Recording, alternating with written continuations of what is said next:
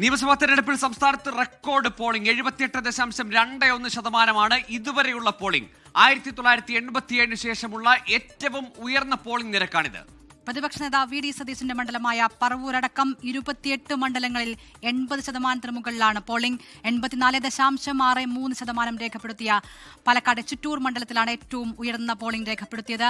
റിനു ശ്രീധർ തിരുവനന്തപുരത്ത് നിന്നൊപ്പം അനീഷ് കോഴിക്കോട് നിന്നും, Lydia Jacob എറണാകുളത്ത് നിന്നും, അജ്മൽ ദിറാർ തിരുവനന്തപുരത്ത് നിന്നും ചേരുകയാണ്. ആദ്യം തിരുവനന്തപുരത്തേക്കാണ് റിനു ശ്രീധർ ചേരുകയാണ്. റിനു, 1987 ശേഷമുള്ള ഏറ്റവും ഉയർന്ന പോളിംഗ് ആണ് സംസ്ഥാനം രേഖപ്പെടുത്തിയിരിക്കുന്നത്. ഇപ്പോഴും എവിടെയെങ്കിലും ക്യൂ നിന്നുകൊണ്ട് ആളുകൾ വോട്ട് രേഖപ്പെടുത്താൻ ഇനി ബാക്കിയുണ്ടോ?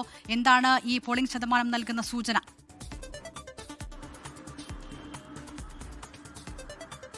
ദിൽന, ഗൂഗിൾ സംസ്ഥാന നിയമസഭയിലേക്കുള്ള തെരഞ്ഞെടുപ്പ് പൂർത്തിയായി എന്ന് തന്നെ നമുക്ക് പറയാം. വോട്ടുകളെല്ലാം തന്നെ പെട്ടിയിലായി. ഈ പെട്ടികൾ സ്ട്രോങ് റൂമിലേക്ക് എത്തിക്കുന്ന തിരക്കിലാണ് ഉദ്യോഗസ്ഥർ. വലിയ കനത്ത സുരക്ഷ തന്നെയാണ് ഒരുക്കിയിരിക്കുന്നത് ഓരോ സ്ട്രോങ് റൂമുകളിലും.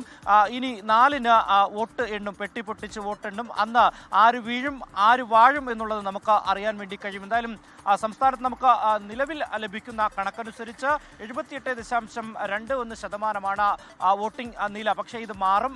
നാളെ രാവിലത്തേക്ക് അന്തിമമായിട്ടുള്ള കണക്ക് വരും. 80% കടക്കും എന്നുള്ളതാണ് നമുക്ക് ലഭിക്കുന്ന വിവരം. 1987 ശേഷമുള്ള ഏറ്റവും കൂടുതൽ പോളിംഗ് ശതമാനം രേഖപ്പെടുത്തിയ ഒരു തെരഞ്ഞെടുപ്പ് ആണ് എന്നുള്ളതാണ്. SIR-ന് ശേഷമുള്ള ഒരു തെരഞ്ഞെടുപ്പ് എന്നുള്ള ഒരു പ്രത്യേകത കൂടി ഉണ്ട്. തെക്കൻ കേരളത്തിൽ പൊതുവെ സമാധാനപരമായിരുന്നു തെരഞ്ഞെടുപ്പ്. ഏറ്റവും കൂടുതൽ പോളിംഗ് രേഖപ്പെടുത്തിയിട്ടുള്ളത് കാട്ടാക്കട മണ്ഡലത്തിലാണ്. രണ്ടാമത് നേമം, അതുപോലെ തന്നെ കഴക്കൂട്ടം. പൊതുവെ മണ്ഡലങ്ങൾ പരിശോധിക്കുകയാണെങ്കിൽ പാലക്കാട് ചിറ്റൂർ മണ്ഡലത്തിലും അതുപോലെ തന്നെ കുന്നമംഗലം മണ്ഡലത്തിലുമാണ് ഏറ്റവും കൂടുതൽ പോളിംഗ് ശതമാനം രേഖപ്പെടുത്തിയിരിക്കുന്നത്. 84%. കഴിഞ്ഞ വർഷത്തേക്കാൾ വലിയ ശതമാനത്തിൽ വർധനമുണ്ടായിട്ടുണ്ട് എന്നുള്ളതാണ് സംസ്ഥാനം ഒട്ടാകെയുള്ള കണക്കുകൾ പരിശോധിക്കുമ്പോൾ ലഭ്യമാകുന്നത്. എന്തായാലും ഈ പോളിംഗ് ശതമാനം വർദ്ധിച്ചത് LDF അവർക്ക് അനുകൂലമാണെന്ന് അവകാശപ്പെടുന്നുണ്ട്, UDF അവർക്ക് അവകാശപ്പെടുന്നുണ്ട്. പക്ഷേ NDA തൂക്ക ഒരു മന്ത്രിസഭയായിരിക്കും ഭരണത്തിലെത്തുക എന്നുള്ള ഒരു അവകാശവാദവും മുന്നോട്ട് വെക്കുന്നുണ്ട്. എന്തായാലും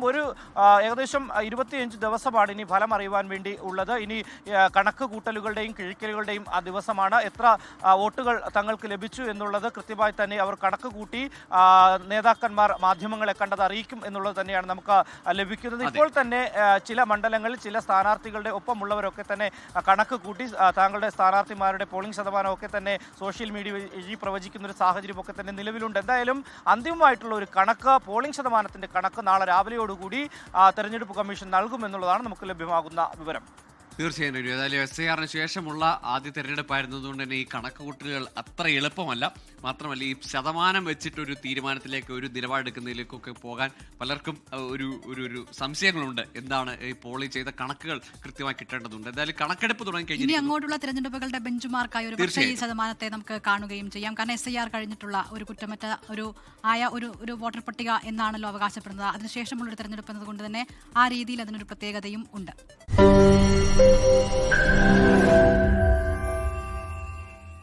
ലോകത്തെവിടെയായാലും ഏത് സമയത്തും 24 വാർത്തകളും ഓഗ്മെന്റഡ് റിയാലിറ്റി പാക്കേജുകളും എക്സ്പ്ലെയിനറുകളും വിശദമായി കാണാൻ ഞങ്ങളുടെ YouTube ചാനൽ നിങ്ങൾക്ക് സബ്സ്ക്രൈബ് ചെയ്യാം.